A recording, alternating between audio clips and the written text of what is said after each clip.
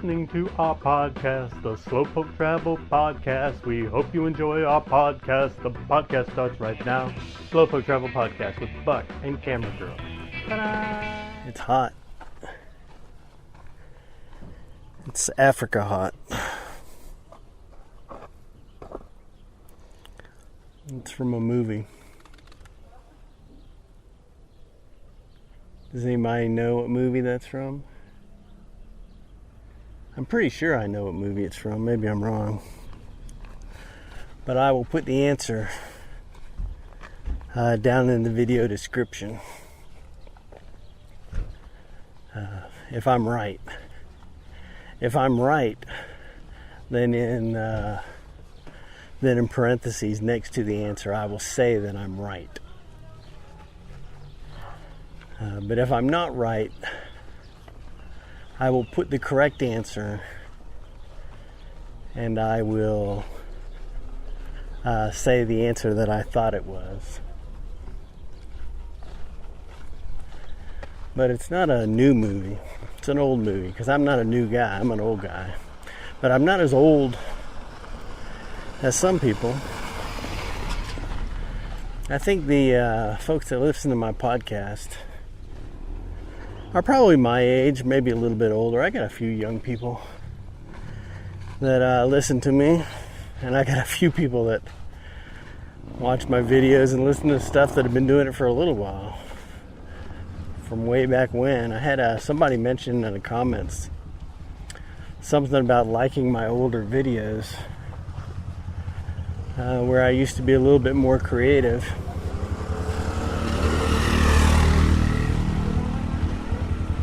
And I like doing those kinds of videos.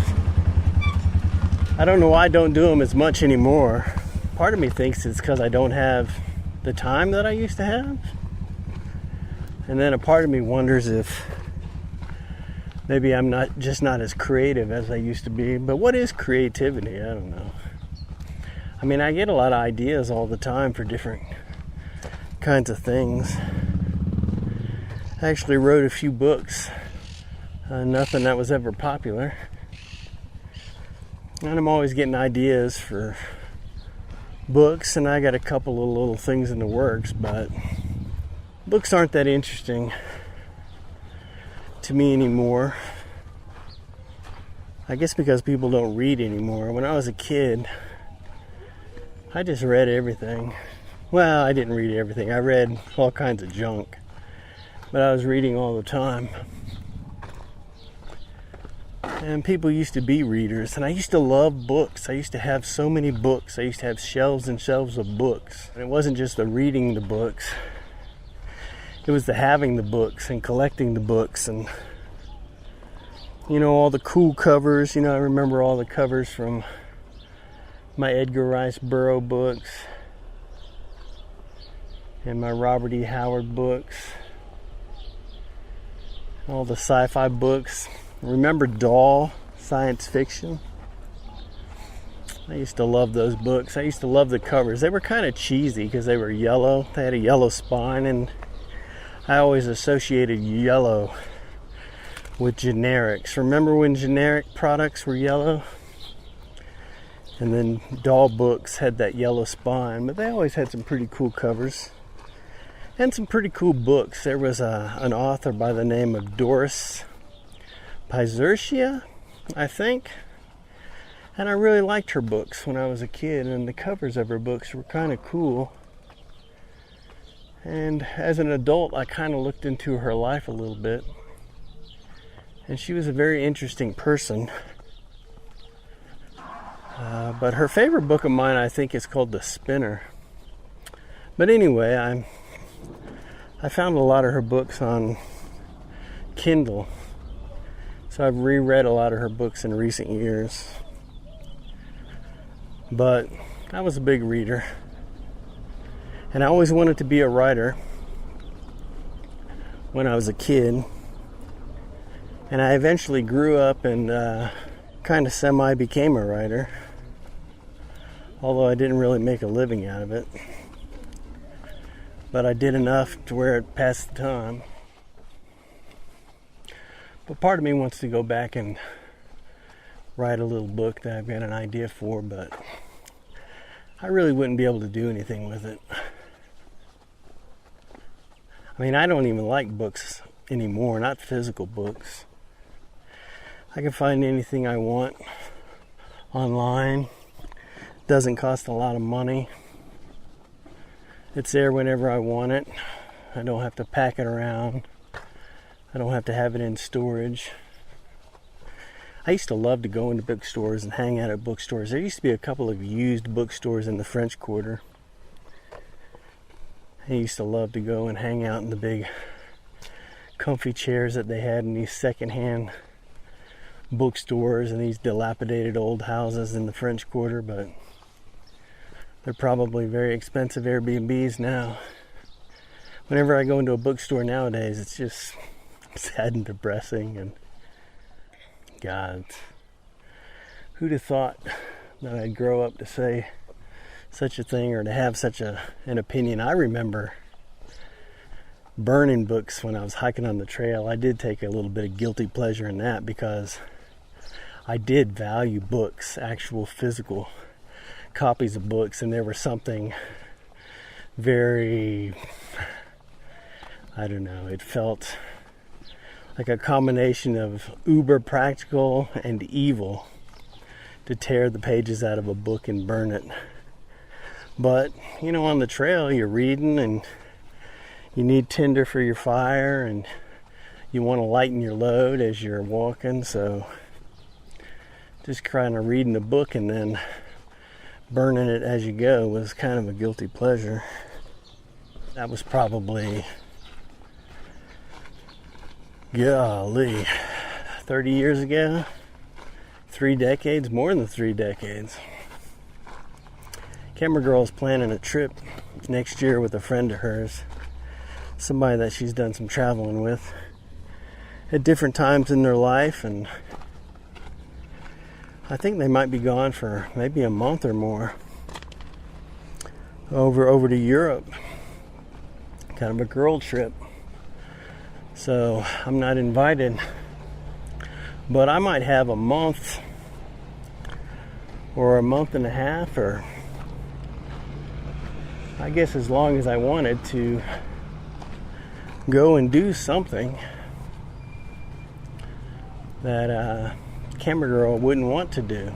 You know, it'd be an opportunity for me to just do something, you know, anything that I wanted to do without, you know, having to consider if it would be something that she was interested in doing. And I've thought of all of these adventurous things I could do. You know, I could go to Guatemala or Nicaragua. You know, I could go on a more adventurous type trip. You know, when I was a kid, the first travel books I ever got, I think I got a travel book for Mexico, one for Nicaragua, one for Ecuador, and one for Bolivia. But I mean, I was young. You know, in my early to mid 20s. And I don't know, I wanted to be adventurous because I had read so many books about adventure. And I ended up going on some mild adventures. But I mean, never a real adventure. I remember I was hiking on the Appalachian Trail and I went into this little town and I stayed there for a few days, and the librarian let me check out a book and take it to the hostel that I was staying at. And I think it was called A Walk Across Borneo. It was about a guy who, you know, just like the title says, he spent, I don't know, a month or 2 months or something or other walking around in Borneo and living in the jungle. And that just sounded pretty amazing, you know, when I was younger. Now that I'm older. Buenas tardes. Buenas tardes. You know, I just think that sounds like a excellent opportunity to get some kind of strange fungal infection or intestinal worms or some uber case of diarrhea that'll cause you to melt like I don't know, what was that movie, The Stuff? Did they melt in the stuff? Oh, remember there was a movie actually called The Incredible Melting Man. And that was probably based on some guy that went to some jungle area, or he probably went to outer space and then got something and became the Incredible Melting Man. But now that's what I think about. I guess as you get older, you just think about health concerns and you imagine going somewhere and having some kind of problem, especially by yourself. I got a wacky knee, so I'm always imagining that if I go off somewhere, my knee could give out on me. And what if I was all by myself somewhere? Didn't think about that too much a few decades ago. Now, you know, if I have the opportunity to go on some kind of trip by myself, it's something to think about. It's something to consider.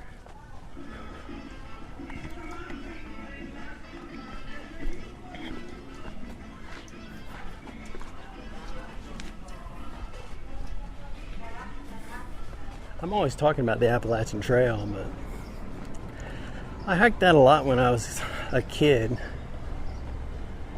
I used to have summers off sometimes if I wanted to take a break from seasonal work. You know, I could just go backpacking for a few months on the trail. But I've never actually hiked the entire trail. And I can't even remember how many states are in the trail. I think there's Georgia, Tennessee, North Carolina, Virginia, West Virginia, Maryland, Pennsylvania, New Jersey, New York, Massachusetts, Connecticut. I feel like I've already missed one. I guess it goes Vermont, New Hampshire, and then up into Maine. And I've hiked to the New Hampshire, Maine state line. I think Gorham, New Hampshire was as far as I ever got. Although I've hiked across Virginia maybe 4 times, and Camera Girl and I hiked the beginning of the trail in 2012. I've hiked, I don't know, just a few sections several times over. But I think I've hiked over 5,000 miles on the Appalachian Trail, and well, it's got to be, because I used to say that even before Camera Girl and I did it. But I don't know. We didn't hike that many miles. But my memory's for shite anymore. But I do like the idea of hiking that many miles on the Appalachian Trail and not finishing it. I mean, there aren't many people that can make that claim, but what does it matter? Who cares what kind of claim you make? Who cares about something to say? But I do take a little bit of pride's not the right word, but it just sounds interesting. So why would I want to ruin an interesting fact like that by finishing the trail? Because I could do that. You know, while Camera Girl's on her trip, I could just hike Maine. You know, go up and hike the northern part of the trail and finish it. But then that comes back to my knee and wondering how I would do with some kind of injury, all on my lonesome.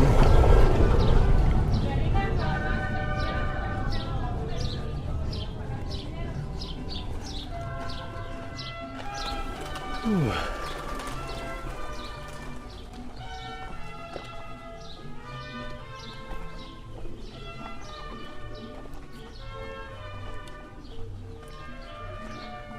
And I wonder if I could really even do it. I guess it's been 35 years since the first time I went on a long distance backpacking trip. I wonder how I would do down in Central America, all on my lonesome. I wonder if that would be any fun. that kind of adventure is for young people. You know, as an older person, I don't know, I'm not a drunk. I shouldn't say that just because you're old. An older person living, you know, traveling by yourself, bouncing around Latin American countries doesn't necessarily mean you drink a lot. Although, a lot of those people that I meet do seem to drink a lot. And I miss drinking a lot. I didn't drink a lot for very long in my life, but when I did drink a lot, I did drink a lot. But it was kind of a New Orleans lifestyle, and I don't know, it was the right time of life and the right place, and it was a very voyeuristic, interesting, fun time. But I can't do that anymore. I think I've had maybe 10 drinks this year, and the year's just about halfway over. My metabolism isn't interested in alcohol anymore. I think this might be where I want to be. I think there's a place down here where I can get a some kind of a tart.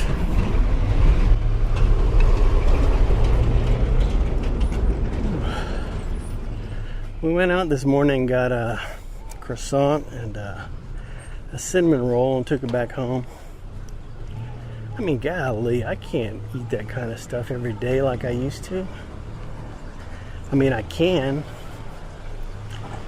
but I don't know if it's a good idea.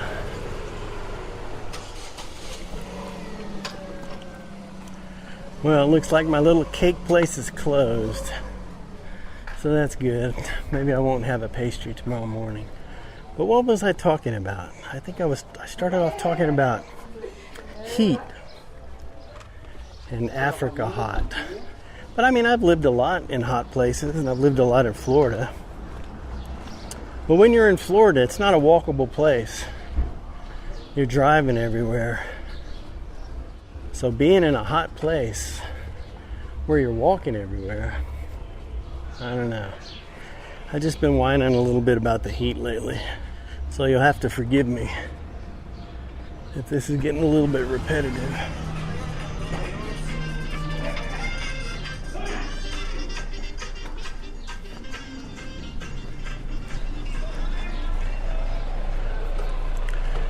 As I'm getting older, my blood feels like it's getting thicker, which I'm sure it is. Isn't that what happens when you get older? Seems like everybody starts to take blood thinners.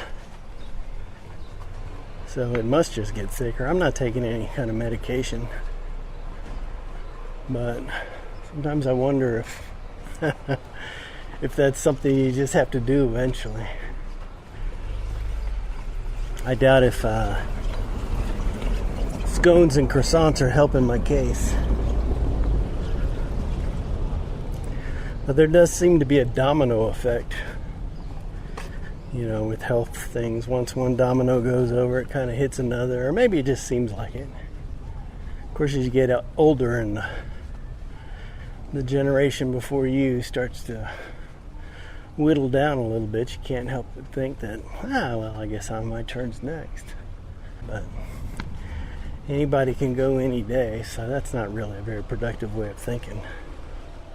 But the creaky knees and the not quite as deep breath and the slightly louder, faster beating of the heart, it does seem to grab my attention a little more than it used to. There is something interesting about it.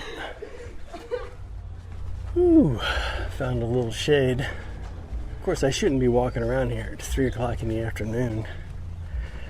It's probably 98 or 99 degrees out right now. That's what siestas are for. But I guess, I didn't know it, but I guess I'm on an ice cream run.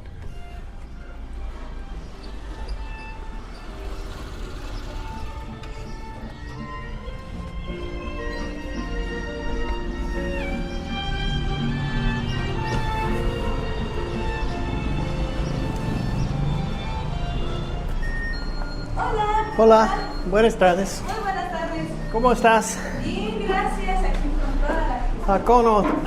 Por favor. Sí. Hoy, sencillo. Hoy, claro. sí. Disculpe, es que me quedé con esa idea, pero Sí. sí, ya nos llegó el chocolate. ¿Sencillo? Sí, gracias. No, de nada. Ay, perdone. Gracias a usted. Hasta luego. Hasta luego. Well, I sort of feel guilty about getting an ice cream without Camera Girl, so out of respect, I only got 1 scoop instead of 2 scoops. But it is in a waffle cone, so I'm not really depriving myself of any calories. I was mentioning in my last video about an old Jimmy Stewart movie called Fire Creek, and I hadn't seen it in a while. I just watched a trailer for it. Jimmy Stewart and Henry Fonda. I think Jimmy Stewart plays a coward. Anyway, it's a very psychological Western. I'm not sure who directed it, but it got me thinking about a couple other old movies that I've seen recently. And there's one of my favorite Westerns, and I think both of these are on Amazon Prime right now. But one's an old Burt Lancaster Western called Lawman, and another movie, this is a 1970s movie. I think Lawman is from the 1970s too. I think it might be directed by the same fellow that did Death Wish. Maybe he's a British director. One of the best Westerns ever. Very dark, not a traditional Western at all. And another movie which I really don't see available very often, and it's on Amazon Prime right now, or at least it is here in this service that I have in Mexico. But it's an old William Devane movie called Rolling Thunder. It was written by Paul Schrader, the guy that wrote Taxi Driver, and he's directed a lot of movies. I don't think he directed Rolling Thunder, though. You know, it's that same kind of loner, slightly crazy, you know, sort of similar to Taxi Driver. But it's an early starring role for Tommy Lee Jones. It's kind of a B movie, but it takes itself very seriously. But it's very escapist, you know, kind of a revenge movie. I'll put links to anything I mentioned down below if you want to check out the trailers, but those are the kind of movies that I like. They're usually about some fella that's wrapped too tight and has a kind of a revenge fantasy. I guess that's most fellas. Everybody gets slighted, you know, somebody cuts you off in traffic or looks at you cross-eyed and you just imagine all that you could do. That's not very healthy. I should listen to more Buddhist podcasts or watch lighter fare. I should watch more rom-coms, but they're just so terrible. Camera Girl, she can get into that very light stuff. You know, it's just a way of edging out. It's like casino games. You know, they say, I don't know, they say, I think, you know, women tend to play slots because they like the escape, you know, just sitting in front of the machine, putting in your coins, pulling the handle, sort of zoning out, whereas men tend to prefer the table games because they like the more confrontational, personable interaction, you know, where it's maybe it feels like a kind of a conflict. I guess we're just primal animals. But I don't know, I don't feel too primal. I don't feel too vengeful or tough. I mean, I'm just walking down the sidewalk, licking my waffle cone, trying not to get ice cream on my wrist. That doesn't sound too tough.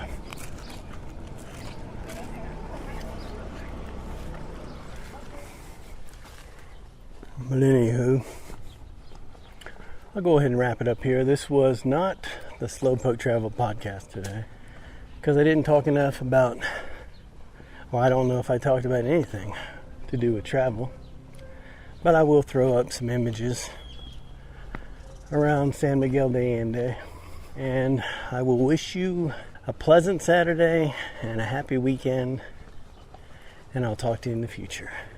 Bye-bye. Alrighty, that is it. Click, subscribe, review, share all over the global internet sphere. Thanks for listening, and we will see you next time on the Slowpoke Travel Podcast.